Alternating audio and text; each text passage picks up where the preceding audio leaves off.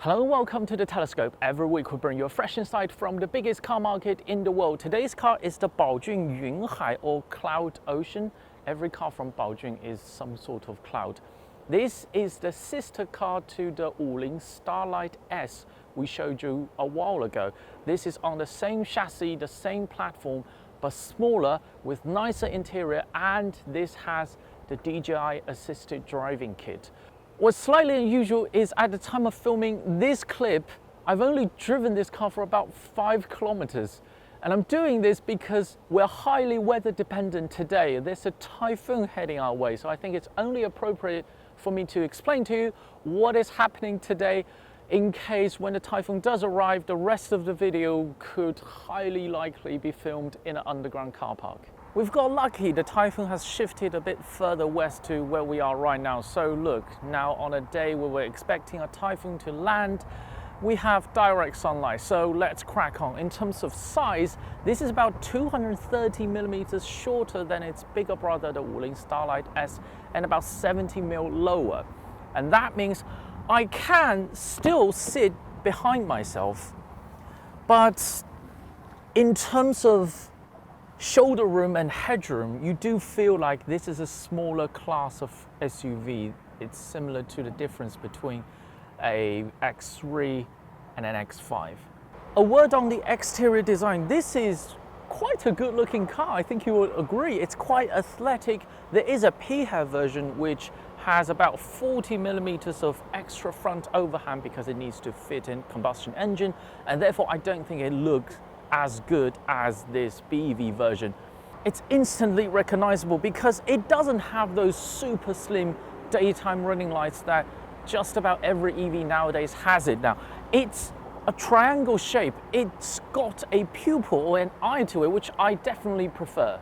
Here at the back, it's also surprisingly well designed. It's actually got a shoulder. This is a €16,500 SUV, and the overall stance is quite compact, quite athletic, while not actually compromising the boot. I'll show you in a minute. This is a surprisingly well designed €16,500 budget EV. This interior is broadly similar to the Wuling Starlight S we showed you a while ago, which, if you haven't watched that review, is one of my favorite budget EV interiors. But now on this car, it's got slightly better materials because Baojun is a slightly more premium sub-brand than the Wuling. I am a sucker for gold accent line. This, if done well, if it's not overdone, especially on this lighter color scheme that we have on this car, really lift this interior up, really push it up market.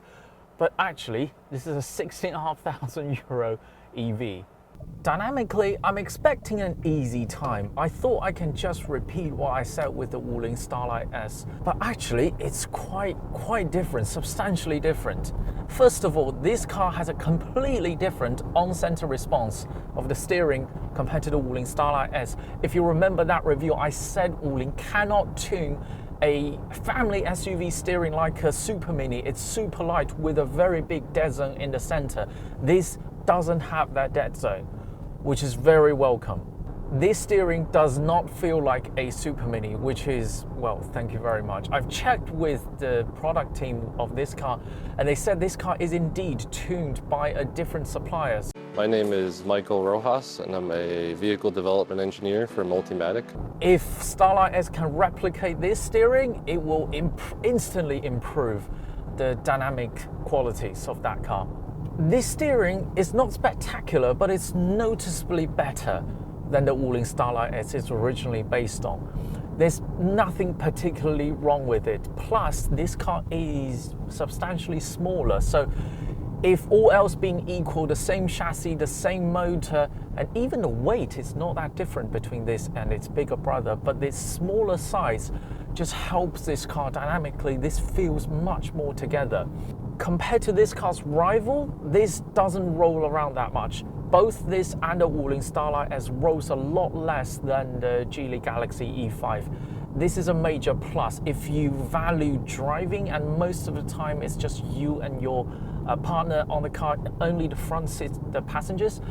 then I highly recommend this compared to this car's most immediate rivals. But one thing this car does inherit from the Wuling Starlight S is the noisy Tyre. This Tyre is noisy at all speed. I do feel like Wuling or Baojun needs to give us a maybe 3,000 or 4,000 RMB extra to choose a quiet Tyre, because wind noise wise, both this and the Starlight S is very well controlled, but the Tyre is quite noisy. This is a more premium offering than the Wuling Starlight S. It's smaller, it's got better materials, it's got a DJI assisted driving kit, and I've just mentioned it's tuned better as well. It's got better subjective handling, better to drive. Compared to this car's most immediate rival, the BYD iAuto 3, this beats it in every category. Well, maybe apart from the rotating screen, some people couldn't live without it. Compared to the Leapmotor C10, this is smaller, but if you want space, you might as well go for the bigger Wuling Starlight S. That is even half a class bigger than the Leapmotor C10, while being significantly cheaper. Compared to the Geely Galaxy E5, where this is one of its most immediate rivals, this looks better. And it has the DJI assisted driving kit, while the E5 can only lane keep. But the E5 is a quieter car than this, has more space in the back, has a glass roof, while this doesn't have any kind of sunroof, and the E5 has a heat pump, and this doesn't. But the E5 has a lot more roll than this. If you value driving dynamics, I prefer to drive this than the E5. So as you can see, this field is already highly competitive. Now with this, the stylish Baojun Yunhai, now you can have a car at similar price point than the others that to some extent can drive for you as well. That is all from the Telescope today. If you enjoyed this video, keep watching, keep subscribing. More videos coming along very soon.